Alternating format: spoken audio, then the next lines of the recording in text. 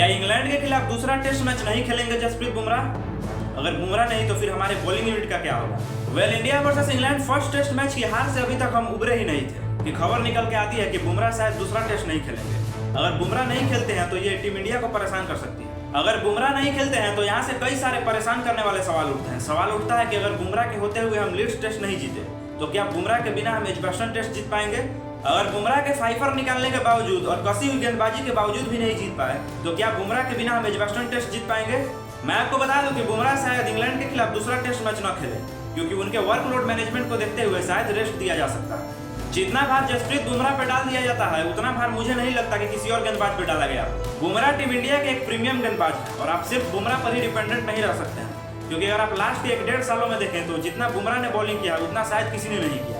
Jasprit Bumrah team India के लिए बहुत खास है क्योंकि ऐसा कोई भी फॉर्मेट नहीं है जो बुमराह नहीं खेलते हैं, वो चाहे T20 फॉर्मेट हो, वो चाहे ODI हो या फिर test. We can't imagine our bowling unit without Bumrah. Bumrah के बिना हम कुछ भी नहीं है और इसीलिए मैं बोलता हूँ कि बुमराह सिर्फ टीम इंडिया के गेंदबाज ही नहीं बल्कि टीम इंडिया के कोहिनूर भी है और शायद आप लोग भी इस बात से एग्री करेंगे। हम जसप्रीत बुमराह को कभी भी खोना नहीं चाहेंगे क्योंकि वर्ल्ड का नंबर 1 गेंदबाज हमारे पास है और हम सिर्फ बुमराह से ही एक्सपेक्ट नहीं कर सकते, आपको किसी और गेंदबाज की तरफ भी जाना होगा। बुमराह को एकदम निचोड़ दिया गया है। अगर आपको T20 में विकेट चाहिए बुमराह को ला दो, ODI में भी बुमराह को ला दो और टेस्ट में तो हम अपने आप को बुमराह के बिना इमेजिन ही नहीं कर सकते क्योंकि टेस्ट में जसप्रीत बुमराह टीम इंडिया के बॉलिंग यूनिट के बैकबोन बने रहे हैं। ऐसे में वर्कलोड मैनेजमेंट को देखते हुए बुमराह को रेस्ट दिया जा सकता है और रेस्ट बनता भी है क्योंकि एक टेस्ट सीरीज में 5 में से 5 टेस्ट मैच खेलना आसान नहीं होता है, खास करके बॉलर के लिए क्योंकि पूरे दिन बॉलिंग भी करना है और फिर फील्डिंग भी।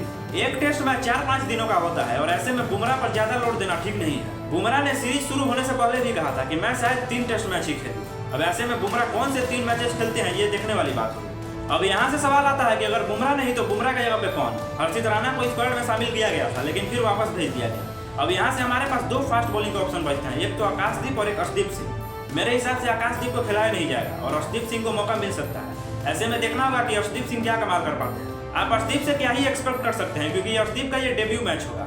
हालांकि अगर अर्शदीप के फर्स्ट क्लास क्रिकेट करियर की बात करें तो 21 मैचेस 37 इनिंग्स 66 विकेट निकाल चुके हैं, 40 रन देकर 6 विकेट। ये अर्शदीप का बेस्ट बॉलिंग फिगर है। 3.2 का शानदार इकोनॉमी है और 2 बार 5 विकेट फॉल भी ले चुके हैं। ऐसे में अर्शदीप को देखना भी काफी इंटरेस्टिंग होने वाला है। बट कहीं ना कहीं बुमराह का न होना हमें खलेगा क्योंकि एक्सपीरियंस के नाम पे हमारे पास 2 गेंदबाज है, बुमराह सिराज। बुमराह ने लास्ट मैच में कमाल किया था, फाइफर निकाला था और दूसरे इनिंग में विकेटलेस गया लेकिन उसके बावजूद भी इकोनॉमी 3 का रहा। सिराज, प्रसिद्ध कृष्णा, जडेजा और शार्दुल बहुत पिटे। सिराज ने 27 ओवर बॉलिंग की, उसके बाद 122 रन दिए और 2 विकेट मिला। प्रसिद्ध कृष्णा ने 20 ओवर में 128 रन दिए लेकिन इकोनॉमी 6 का रहा। शार्दुल ठाकुर भी बहुत पिटे हैं और दूसरे इनिंग में भी लगभग यही हिसाब किताब था। ऐसे में टीम इंडिया को परेशानी हो सकती है। एक तरफ जहां हमारे पास बुमराह नहीं होंगे वहीं दूसरे तरफ इंग्लैंड की बॉलिंग और भी मजबूत होगी। जोफ्रा आर्चर का 4 सालों बाद टेस्ट में एंट्री हुआ है और ये इंग्लैंड के लिए प्लस पॉइंट है। ऐसे में अगर बुमराह के होते हुए भी हम पहला टेस्ट नहीं जीत पाए तो क्या दूसरा टेस्ट हम बुमराह के बिना जीत पाएंगे? और दूसरा टेस्ट जहां की एजबेस्टन में है वहां तो हमारे रिकॉर्ड्स और भी खराब रहे हैं।